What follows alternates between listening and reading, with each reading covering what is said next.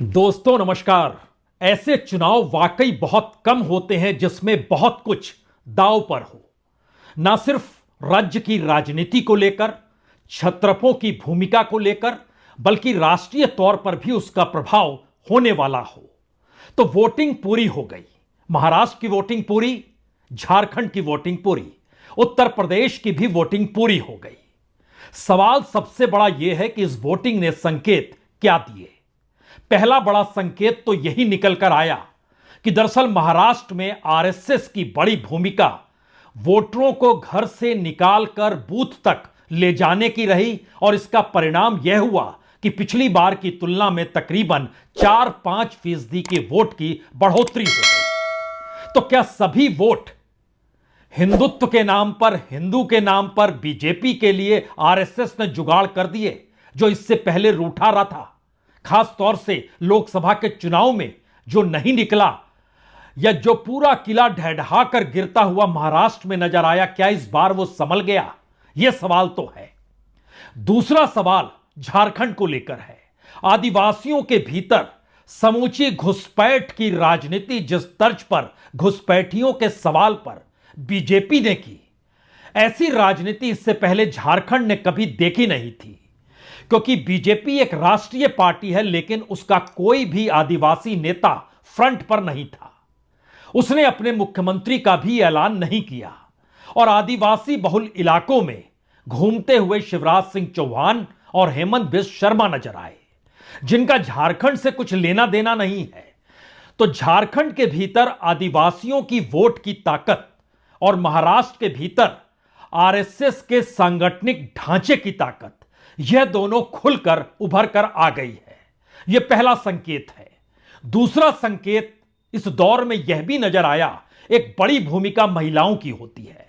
यह भूमिका महाराष्ट्र में अगर लाडली बहना के जरिए कमाल कर गई, तो दूसरी तरफ मैया के नाम पर दिया गया रकम भी झारखंड मुक्ति मोर्चा के जरिए कहीं ना कहीं कमाल कर गया।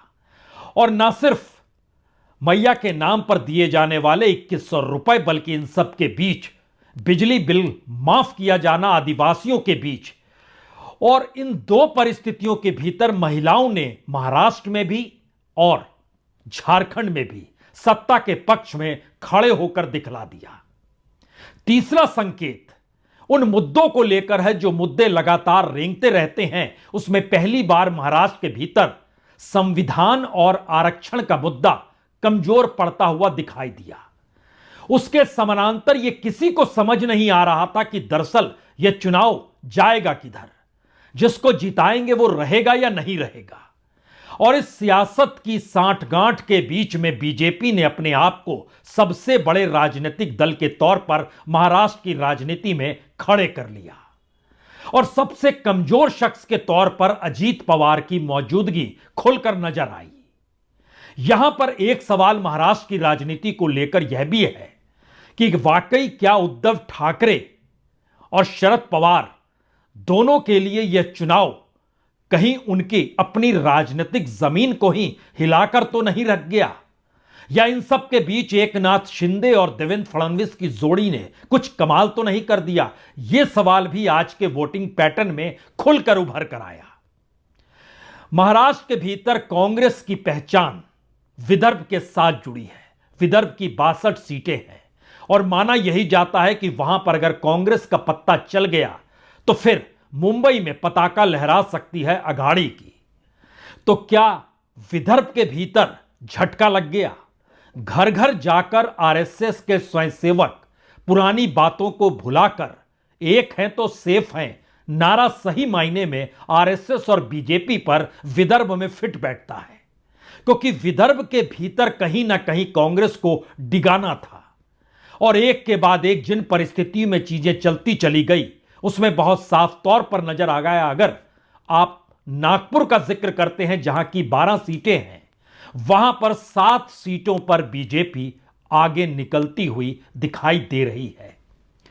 5 सीटों पर इंडिया गठबंधन है, और दूसरी तरफ महायुति 7 सीटों पर है। अगर विदर्भ के बीच 62 सीटों के दायरे में आप आते हैं, जिसमें बुल्ढाना, अकोला, अमरावती, वर्धा, रामटेक, नागपुर, भंडारा गोंदिया, गढ़चिरौली, चंद्रपुर और यवतमाल वाशिम है। इन 62 सीटों में से यह माना जा रहा था कि लोकसभा में जो कुछ हुआ कम से कम वो रिटेन तो कर लेंगे किसी भी हालत में अघाड़ी, और अगर वो रिटेन नहीं कर पाएंगे तो स्थितियां नाजुक होगी। और यह पहली बार वहां पर बढ़ते हुए वोट प्रतिशत ने यह दिखलाया, वोट प्रतिशत बढ़ गया वहां पर 3-3.5%, जो बहुत साफ तौर पर संकेत दे रहा है कि पिछली बार जो पिछली नजर आ रही थी वो एक झटके में आगे निकलती हुई नजर आई है। यह दरअसल विदर्भ के संकेत शुरू में हमने जानबूझ कर दिए, क्योंकि विदर्भ की पहचान आदिवासियों की मौजूदगी से भी है और बड़ी तादाद में खनिज संपदा को लेकर भी है। इससे आपको एक संकेत मिलना चाहिए कि झारखंड में क्या हो रहा होगा। आप सोच रहे होंगे झारखंड के भीतर भी क्या बीजेपी ने यह कमाल कर दिया? तो सिर्फ आपको एक टिप दे देते हैं। दरअसल जेल भेजकर हेमंत सोरेन को एक मुख्यमंत्री से एक बड़े नायक के तौर पर, जो लार्जर देन लाइफ के तौर पर आदिवासियों के बीच नजर आने लगे, कुछ ऐसी परिस्थिति हेमंत सोरेन और उनकी पत्नी कल्पना सोरेन के प्रचार के तौर तरीकों के जरिए उभर कर आई। स्थिति यह भी रही कि कांग्रेस का कोई लीडर वहां नहीं है, कांग्रेस का कोई नेता नहीं है। कांग्रेस के नेताओं के प्रचार, उनकी कॉन्स्टिट्यूएंसी में जाकर भी मांग हेमंत सोरेन की होती रही कि वो आए चुनाव प्रचार करें। यानी राजनीतिक तौर पर जो महाराष्ट्र है उसके ठीक उलट झारखंड है। यह पहला संकेत हमने आपको दिया है, लेकिन शुरुआत हमने चूंकि महाराष्ट्र से की है तो महाराष्ट्र के पूरे सिलसिले को आप जरा समझ लीजिए।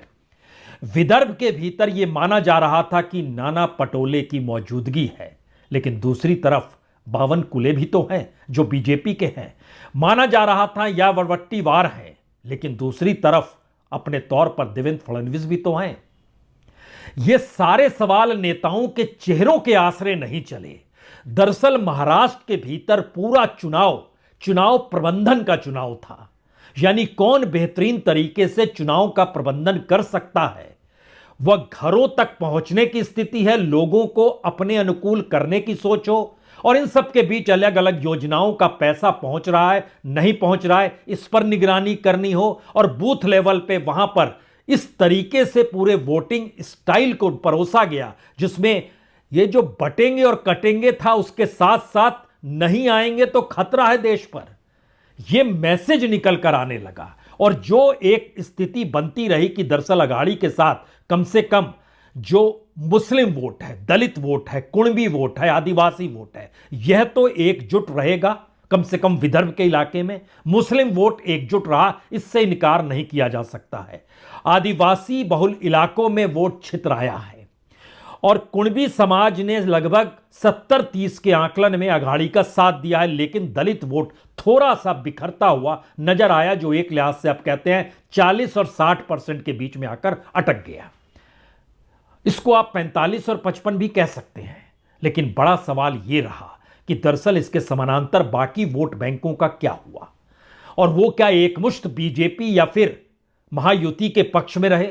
लेकिन इसके बीच भी अगर आप सेंध लगाएंगे और जब इस बात को एहसास करेंगे कि दरअसल वाकई लाडली योजना ने कोई असर दिलाया, आपको जानकर हैरत होगी, एक बार नहीं, 2 बार नहीं, 3-3 बार संघ के स्वयंसेवक घरों में घुसकर, जिस समय शायद पति महोदय नौकरी करने निकले होंगे, तो भाभी को यह बताया जाता था कि दरअसल देश संकट में है और अगर नहीं जीतेंगे तो फिर और मुश्किल होगी। और ऐसी परिस्थिति बनी है महाराष्ट्र में पहली बार, तो आपको साथ खड़े होना है। कोई पहली बार आए, कोई दूसरी बार आए, कोई तीसरी बार आए, और दूसरी तरफ से कोई आ ही नहीं रहा हो।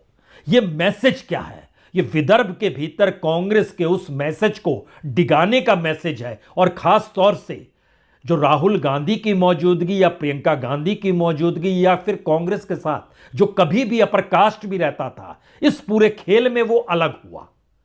यानी जाति के सवाल में अपर कास्ट अलग हुआ, और जाति का सवाल और आरक्षण और संविधान का सवाल मुद्दा नहीं बन पाया। यह इस पूरे वोटिंग स्टाइल में नजर आया, और बड़ा तौर पर हथौड़ा तो मार दिया इस पूरी प्रक्रिया के भीतर में। आरएसएस ने लोगों को घरों से निकाला। जो हालांकि मुंबई शहर में बहुत कम वोटिंग हुई, ठाणे में बहुत कम वोटिंग हुई, लेकिन सवाल मुंबई और ठाणे का अगर जैसे ही होगा तो शिवसेना का जिक्र होगा, वो उद्धव ठाकरे की शिवसेना हो या एकनाथ शिंदे की शिवसेना हो। इन दो परिस्थितियों के भीतर बीजेपी जहां जहां कांग्रेस से जो 76 सीटों पर टकरा रही थी महाराष्ट्र के भीतर में, वहां कांग्रेस को इस वोटिंग स्टाइल में लगा पहली बार कि शायद वोट ट्रांसफर भी क्या नहीं हो रहे हैं अगाड़ी के बीच में। यह भी सवाल बड़ा सवाल था। यह सवाल इसलिए बड़ा सवाल था क्योंकि दूसरी तरफ एकनाथ शिंदे के बोल और उनकी भाषा, तो बीजेपी के बोल और भाषा ठीक वैसे ही अंदाज में एक साथ चल रहे थे जैसे एक वक्त में शिवसेना जब टूटी नहीं थी, वो शिवसेना और बीजेपी एक साथ चलते थे, यानी हिंदू वोट बैंक को एक ध्रुवीकरण करते हुए अपने साथ लाने की परिस्थिति महाराष्ट्र में यह खुलकर नजर आया। तो विदर्भ के बाद जब मराठवाड़ा के इलाके में आइएगा तो वहां की 46 सीटें, हिंगोली, नांदेड़, परभणी, जालना, औरंगाबाद, शिरदा, बीड, उस्मानाबाद, लातूर, औरंगाबाद का नाम बदल चुका है, छत्रपति संभाजी नगर कर दिया गया है, लेकिन नाम पे अभी मत जाइए, अब इन परिस्थिति को समझिए। यहां पर मैक्सिमम वोटिंग हुई है लोकसभा की तुलना में, पिछली बार की विधानसभा की तुलना में। यह एक ऐसी स्थिति थी जहां पर AIMIMBI सेंध उसने भी लगाई अगाड़ी में, वोट वहां भी बिखरे। और शायद यही वो वजह है कि जिस मराठवाड़ा के भीतर बीजेपी एक भी लोकसभा का सीट नहीं जीत पाई, उस मराठवाड़ा के भीतर वो 8 सीटों पर इस दौर में आगे खुले तौर पर निकल कर आई। यह एक नई परिस्थिति इतने कम दिनों में कैसे हो सकती है, यह सवाल हो सकता है। तो मतलब बहुत साफ है कि आप अपने मुद्दों को एकजुट नहीं कर पाए, एक साथ नहीं रख पाए। और इस बात का जिक्र लगातार हो रहा था कि वेस्टर्न महाराष्ट्र में 70 सीटों में खास तौर से वहां शरद पवार का वर्चस्व होगा, शरद पवार के सामने अजीत पवार कहीं टिकेंगे नहीं। लेकिन यह कोई नहीं समझ पाया इस वोटिंग स्टाइल में कि अजीत पवार कहीं नहीं टिकेंगे, तो यह मैसेज भी इंटरनली जाते रहा कि दरअसल अजीत पवार को भी चुनाव परिणामों के बाद बीजेपी और एकनाथ शिंदे की शिवसेना अलग कर देगी। क्योंकि जो पूरा का पूरा गणित नजर आ रहा है, वो गणित इस दिशा में भी जा सकता है कि बीजेपी और एकनाथ शिंदे की शिवसेना अपने बूते